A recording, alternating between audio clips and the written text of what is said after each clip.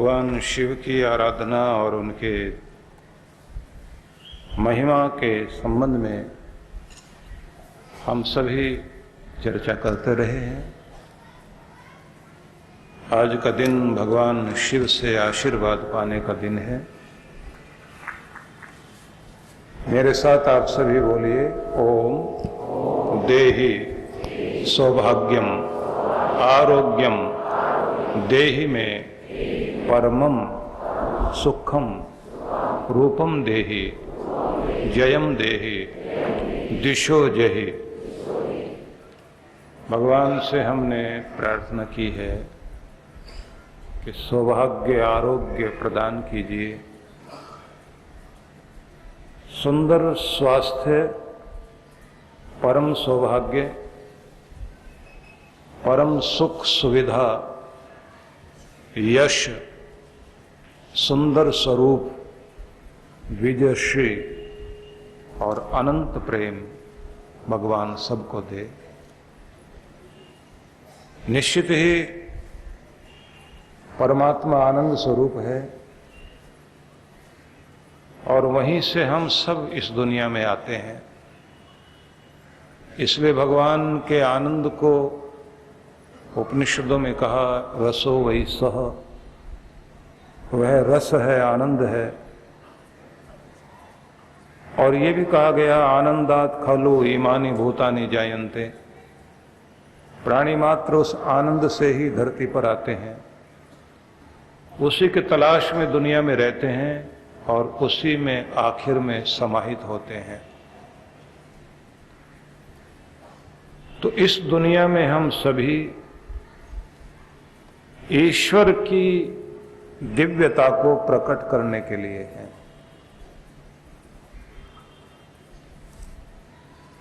जब हम ईश्वर से जुड़ते हैं तो हमारे अंदर ईश्वरीय तत्व भगवत्ता जागृत होती है और वो जो दिव्यता आ जाती है, उसी को जब हम प्रकट करने लगते हैं व्यवहार में, तो लगता है कि जैसे मिठास अंदर थी, मिठास बाहर आने लग गई। शांति अंदर थी तो शांति बाहर छलकने लग गई। प्रेम अंदर था तो वो बाहर आने लग गया। जैसे जो लोग दुनिया में ज्यादा दुनिया की माया जाल में उलझे रहते हैं, तो उनके अंदर क्रोध, ईर्ष्या, द्वेष, निंदा, चुगली, आलोचना इतनी भरी हुई होती है कि बस बहाना कोई भी बने, उनके अंदर का वो क्रोध प्रकट होने में देर नहीं लगती। छेड़ना चाहिए कोई, तुरंत आग प्रकट होगी। जिनके अंदर वो प्रेम भरा हुआ है भगवान का, तो किसी भी बहाने से वो प्रकट होता है। तो इसलिए हर दिन भक्ति, पूजा, प्रार्थना उस प्रेम को भरने का नाम है कि भक्ति में, प्रार्थना में बैठकर आप परमात्मा के प्रेम को अपने अंदर खींचें और फिर उसे प्रकट करें। जैसे नन्हा सा पौधा फूलों से खिला हुआ, भरा हुआ, अपनी खुशबू, अपना सौंदर्य, अपनी कोमलता इस तरह से बाहर फेंक रहा होता है, वो उसमें आनंदित रहता है और वो आनंद बिखेर बिखेर कर उसे भी अच्छा लगता है। खिलने में आनंद है। शुरुआत से ही हम खेलने और खिलने का ही सबक सीखते हैं। बच्चे खेलते रहते हैं, खिलखिलाते रहते हैं, विकसित होते रहते हैं। तो जिंदगी के खेल को खेलते जाओ, खिलखिलाते रहो और खिलते रहो। बस यही है संदेश, यही है आशीर्वाद। इसी को ग्रहण करना। दुनिया आपको खिलने नहीं देगी, मुस्कुराने नहीं देगी, रुलाने का ढंग चलेगा, क्योंकि जो जैसे हैं वो वैसा करेंगे ही।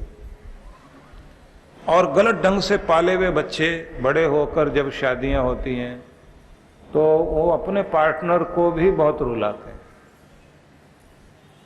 समझते ही नहीं, वो अपनी बात समझाने में लगे रहते हैं, डराने में लगे रहते हैं, तरह तरह के तरीके ढूंढते रहते हैं। खुद दुखी रहना, दूसरों को दुखी रखना, बोलना नहीं, आपस में बात नहीं करना, और बोलना तो फिर ऐसा बोलना है कि बस पड़ोसी सुनते रहें, मोहल्ले वाले सुनते रहें। तो इसका मतलब है कि खिले नहीं, ठीक से खिले नहीं, गलत ढंग से पोषण हुआ तो आगे तक वो जहर चला जा रहा है। वो एक कंकर जो फेंकी गई तालाब में, वो और लहरों को पैदा करते करते लहर पर लहर, लहर पर लहर चलती जा रही है। पूरी झील, पूरा तालाब हिला दिया। आपसे पूरा संसार जुड़ा हुआ है। आप अगर अच्छे होते हैं तो पूरे संसार तक प्रभाव पड़ता है, और अगर आप बुरे होते हैं तो बहुत दूर तक प्रभाव पड़ता है। और अब तो संचार के साधन इतने बढ़ गए हैं कि दुनिया के किसी भी देश में कोई घटना घटती है तो पूरा संसार उससे प्रभावित होता है। इसलिए हमें बहुत कोशिश करनी है कि अपने अंदर परमात्मा के प्रेम को पैदा करें और फिर उसका दोहन करें। प्रेम का दोहन होता है कि प्रेम से, जैसे बच्चे मां से कुछ भी ले लेते हैं, कुछ लोगों को होता है कि लड़के सब लेते हैं। कुछ लोगों ने तो नाम ही कहा, लड़का लड़की, लड़के जो ले, लेकिन जो लड़के ले वो लड़के जितने भी हैं लड़कर प्राप्त करना नहीं। बच्चे कहा जाता, बच्चे का मतलब जो बचाया जाए, बच्चे जिसे बचाना पड़ता है। संस्कृत में बड़े अद्भुत शब्द हैं। जैसे एक शब्द है दुहिता। दुहिता शब्द को उर्दू, अरबी, फारसी में जाकर दुख्तर हुआ और फिर इंग्लिश में जाकर डॉटर हुआ। दुख्तर, डॉटर, संस्कृत में हुआ दुहिता। तो उसका मतलब होता है कि दूरे हिता भवति इति, जिसे शादी करके इतनी दूरी पर रखा जाए, उचित दूरी पर, कि जिससे परिवार की दखलंदाजी, मायके वालों की दखलंदाजी ना हो और वो अपने घर को एडजस्ट करके इस तरह से संवारे, आपके संस्कारों के बीज लेकर जाए और उस घर को प्रसन्नता से खिला दे, तो उसे कहा जाता दुहिता। वो बेटी है।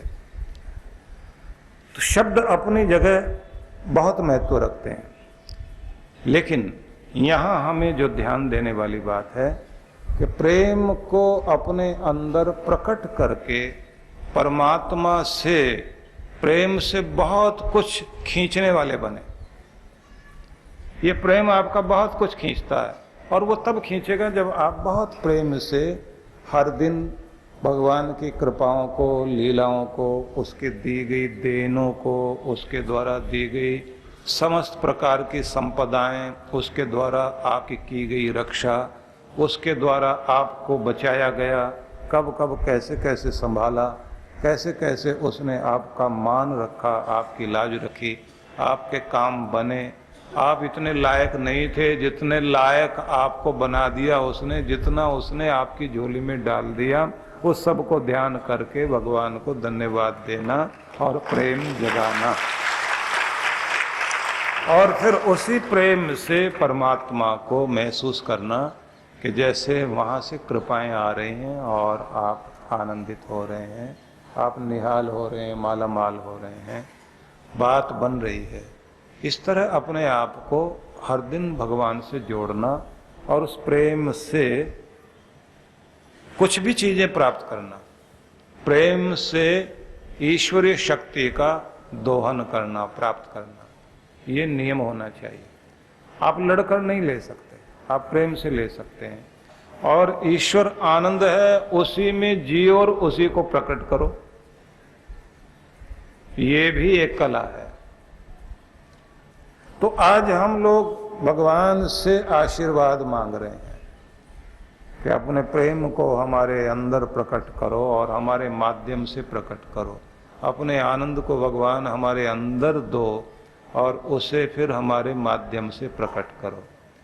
ईश्वर के प्रेम को प्रकट करना आपको इस तरह कि जिनको ईश्वर प्रेम की आवश्यकता है वहां तक उस प्रेम को पहुंचाओ। तो छोटे छोटे बच्चे, अनाथ बच्चे, दीनहीन लोग, पीछे रह गया कोई इंसान, उन सब के लिए अगर आप काम आते हैं तो आपके काम को बनाने का कार्य भगवान करता है। वो फिर आपकी शक्ति बन जाता है और फिर आप अनुभव करते हैं, जैसे ऋषि रमण करते थे कि सारा दिन साधना करनी और शाम को जाकर सेवा करनी। एक बात और ध्यान रखनी चाहिए, अलग अलग ढंग से एक बूंद यहाँ गिर गई और एक बूंद जाके 1 किलोमीटर पर गिर गई तो उससे कुछ नहीं होने वाला। सारी बूंदें एक जगह बरसनी चाहिए। अपने गुरु के माध्यम से सेवा के कार्यों में सब मिलकर शक्ति लगाएं तो फिर कुछ बात बनती है।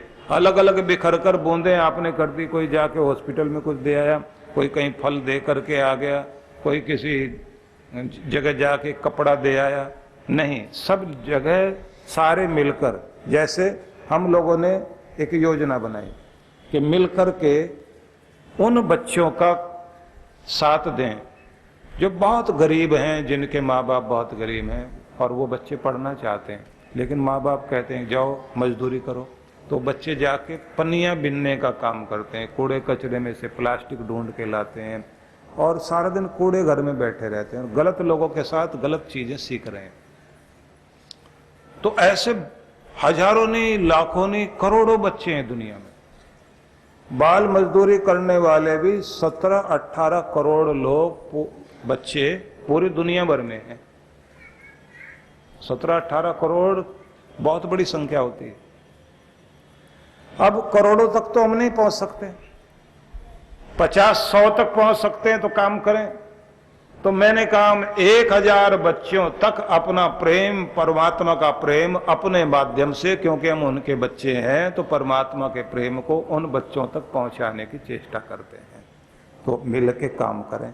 तो कुछ लोग साथ आए, तो हमने 1000 बच्चे फरीदाबाद में रखे और उनको पढ़ाना शुरू किया और उसका परिणाम देखिए, वो बच्चे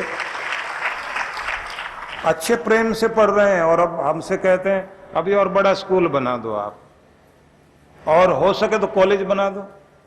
हम एक ही जगह से पढ़ते पढ़ते सारी डिग्रियां लेकर और फिर समाज में जाएं। अब हमें दूसरा कार्य समझ में आ रहा है कि बच्चों को पढ़ाते भी जाएं, साथ में उन्हें ऐसा काम भी सिखाएं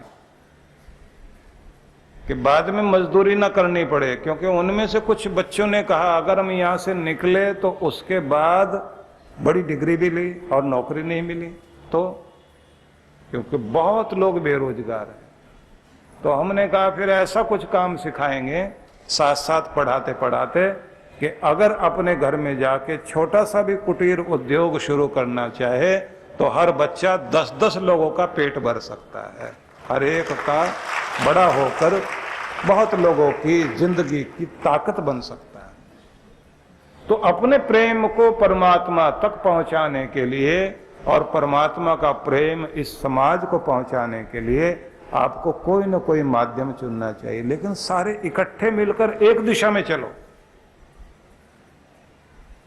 मैं देखता हूं कि हमारे लोग बहुत बहुत सेवा करते हैं, जो मुझसे जुड़े हुए लोग हैं, बिखर करके कोई कहीं कुछ करके आ गया, कोई कहीं कुछ करके आ गया। इकट्ठे हो जाओ, एक जगह मिल करके फिर सेवा के काम करो और वो फिर सेवा दिखाई दे। अभी हम 1000 बच्चों को पाल रहे हैं, तो आने वाले समय में हो सके तो हम 1 लाख तक अपना प्रेम पहुंचा सकें, स्थान स्थान तक कुछ कर सकें। तो एक ही जगह सब लोग शामिल हो जाएं तो अपना प्रेम परमेश्वर से जोड़ें और उस प्रेम को की शक्ति को और बढ़ाकर फिर समाज को दें। ऐसे ही अपने अंदर आनंद भरें और उस आनंद को फिर हम समाज तक भी फैलाएं। कोशिश होनी चाहिए पहले अपने परिवार से, अपने आसपास के परिवेश से। आपको ये ध्यान रखना है, आप अपने दुकान में, बिजनेस वाली जगह में या ऑफिस में कहीं भी जाते हैं तो वहां निंदा चुगली वाले लोग भी मिलेंगे, राजनीति करने वाले लोग भी मिलेंगे, गलत तरह के काम करने वाले भी मिलेंगे। आपको बुरों से प्रभावित नहीं होना, लेकिन अपनी मुस्कुराहट और अपनी अच्छाइयों से दूसरों को प्रभावित कर सकें, इतनी शक्ति अपने अंदर पैदा करनी चाहिए। और अगर नहीं कर पाए तो गलत लोगों की उपेक्षा कर दें, ना तो उनसे झगड़ा करें, ना उनके साथ मिक्स हो, लेकिन मुस्कुराते हुए प्रेम से, किसी की भी आंखों में रोड़ा नहीं बनिए, नहीं तो आप राजनीति का शिकार हो जाएंगे। किसी की भी आंखों में रोड़ा नहीं बनिए, जो जैसा है रहे, लेकिन आप अपने आनंद में खिले रहें, अपना काम करते रहें। लोगों को जब ये लगता है कि ये नुकसान कुछ नहीं करेगा, चलो हमारे साथ नहीं मिलता तो भी कोई बात नहीं, लेकिन आदमी ठीक है, अच्छा है, धीरे धीरे वो लोग प्रभावित होते हैं। ये नहीं होना चाहिए कि हम बुरे के साथ बैठते बैठते बुरे हो जाएं। तो अपने हर दिन की प्रार्थना में बैठकर आपको शक्ति खींचनी है और उस शक्ति को बांटना है। और एक बात और, अगर गलतियां आपसे होती हैं तो भगवान के सामने पूरी श्रद्धा से बैठकर और झुककर कान पकड़कर माफी जरूर मांगो और फिर कहो कि नए सिरे से फिर शुरुआत करता हूं, भगवान मुझे आशीर्वाद दो, मैं ठीक रहूंगा, अच्छा रहूंगा और तुम मुझे संभाले रखना। और ये जरूर कह देना कि मैं बच्चा हूं आपका, चलना चाहता हूं, लड़खड़ा कर गिर जाता हूं, लेकिन फिर से चलूंगा। जैसे बचपन में कितनी बार लड़खड़ा के गिरा था, फिर भी चलना सीख लिया, तो मेरी उंगली थामे रखना और कृपा का हाथ पीछे लगाए रखना। विश्व में अनाथ समस्या भयावह है। भारत में अनाथ लावारिस बच्चों की संख्या 4 करोड़ से अधिक है। बेबस, लाचार, भोले बचपन को आपके प्रेम और सहयोग की जरूरत है। हम सूरत, गुजरात और कानपुर, उत्तर प्रदेश में 2 अनाथालय चलाते हैं। अत्यंत गरीब 1000 बालक बालिकाओं के लिए फरीदाबाद, हरियाणा में ज्ञानोदय विद्यालय और झारखंड प्रदेश में नक्सली समस्या आतंकग्रस्त क्षेत्र में आदिवासी बालक बालिकाओं के लिए 2 स्कूल संचालित करते हैं। इस महान कार्य के लिए आपके आर्थिक सहयोग से इन बच्चों का भविष्य संवर सकता है।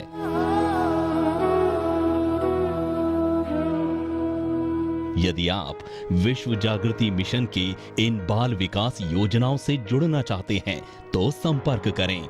विश्व जागृति मिशन, आनंद धाम आश्रम, नांगलोई, नजफगढ़ रोड, बक्करवाला मार्ग, नई दिल्ली। जीवन संचेतना लाखों पाठकों की बुद्धि को सच्चेतना से और हृदय को सद्भावना से परिपूर्ण करने वाली मासिक पत्रिका जीवन संचेतना। ये देववाणी है परम पूज्य श्री सुधांशु जी महाराज के उपदेशों को पढ़ने एकमात्र समान उपयोगी मासिक पत्रिका जीवन संचेतना। सदस्यता शुल्क भारत में,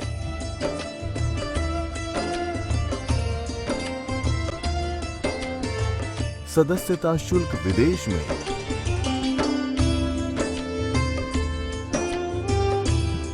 यदि आप जीवन संचेतना की सदस्यता प्राप्त करना चाहते हैं तो इस पते पर संपर्क करें। विश्व जागृति मिशन, आनंद धाम आश्रम, नांगलोई, नजफगढ़ रोड, बक्करवाला मार्ग, नई दिल्ली।